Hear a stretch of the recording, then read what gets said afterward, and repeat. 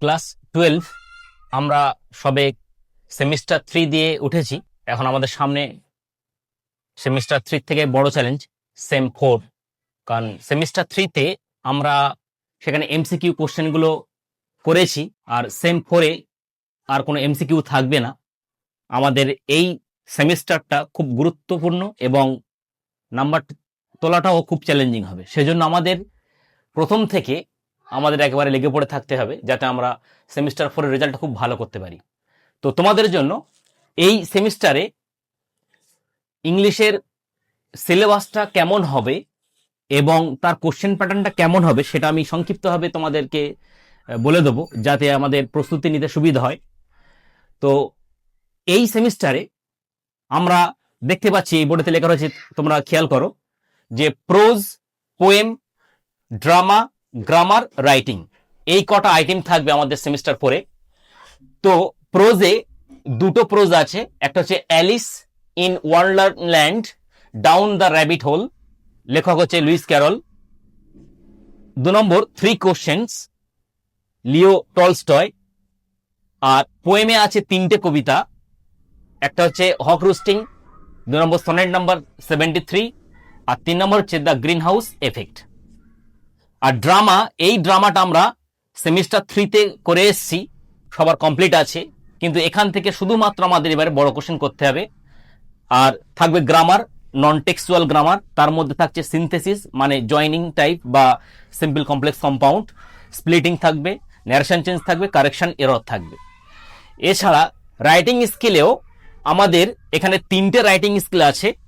তো এখানে রাইটিং স্কিলটা হয় আমাদের এসে করতে হবে পুরো 10 নম্বরে, অথবা আমরা এসে যদি বাদ দিই ইমেল রাইটিং এবং ব্লগ রাইটিং দুটো করতে হবে। এই দুটো ইমেলে 5 নম্বর, ব্লগেও 5 নম্বর। তো রাইটিং স্কিলে অপশন রয়েছে 10 নম্বর। তাহলে প্রোজে থাকবে 10, পোয়েমে থাকবে 10 নম্বর, এবং ড্রামাতে থাকবে 5 নম্বর, গ্রামারে থাকবে 5 নম্বর, রাইটিং স্কিলে থাকবে 10 নম্বর। এবারে এখানে প্রোজে এই দুটো প্রোজ থেকে 2 নম্বরের কোশ্চেন থাকবে 4টে, আমাদের করতে হবে 2টো। আর বড় কোশ্চেন সেখানে থাকবে 2টো, সেখানে করতে হবে আমাদের 1টা, অর্থাৎ 4 আর 6 10 নম্বর। পোয়েমের ক্ষেত্রেও সেখানে আমাদের 2 নম্বরের কোশ্চেন থাকবে, 3টে কবিতা থেকেই থাকবে, করতে হবে 2টো। আর বড় কোশ্চেন 3টে কবিতা থেকেই থাকবে, করতে হবে আমাদের 1টা। আর ড্রামাতে একটাই কোশ্চেন করতে হবে, অপশানে 2টো কিংবা 3টে থাকতে পারে। আর গ্রামারে 5 নম্বরে থাকবে। আর রাইটিং স্কিলের ক্ষেত্রে আমাদের তাহলে এসে এবং ইমেল এবং ব্লগ, এই 3টের মধ্যে হয় আমাদের শুধু এসে করতে হবে, অথবা ইমেল কিংবা ব্লগ, এই দুটো করতে হবে। তো আমি সাজেশন দেবো, যেহেতু এসেটা প্যারাগ্রাফ রাইটিং এর মতো আমরা মাধ্যমিকে করে এসেছি, এটা এই ইমেল এবং ব্লগ রাইটিং দুটোই নতুন।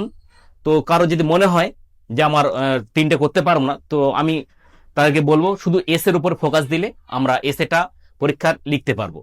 এবং বড় কোশ্চেন যেহেতু আর শর্ট কোশ্চেন নেই, বড় কোশ্চেনের উত্তর আমাদের দিতে হবে। প্রত্যেকটা টেক্সট যাতে আমরা খুঁটিয়ে পড়ি সেটা আমাদের খেয়াল রাখতে হবে, প্রত্যেকটা ওয়ার্ড বাই ওয়ার্ড আমাদের পড়তে হবে, তার মানেগুলো বুঝতে হবে, এবং বড় কোশ্চেনগুলো ভালোভাবে প্র্যাকটিস করতে হবে। তাহলে আমাদের সেমিস্টার 4-এর পরীক্ষাটা খুব ভালো হতে পারে। আর যদি আমরা সেমিস্টার 3-তে যেমন আমাদের হালকা ছিল, মানে শুধু এমসিকিউ, কোনো বড় কোশ্চেনের ব্যাপার ছিল না, কিন্তু এখানে বড় কোশ্চেনের ব্যাপার রয়েছে, সেই জন্য আমাদের প্রথম থেকে একেবারেই লেগে পড়তে হবে। যেহেতু এখন পুজো চলছে, ছুটির একটা আমেজ রয়েছে, তো ছুটিটা ভালোভাবে কাটিয়ে নিয়ে তোমরা যাতে পুরোপুরি পড়াশোনার মধ্যে প্রবেশ করতে পারো, সেই জন্য প্রত্যেককে বলছি যে তোমরা সিলেবাসটা খুব ভালোভাবে বুঝে নিয়ে পড়াটা শুরু করো।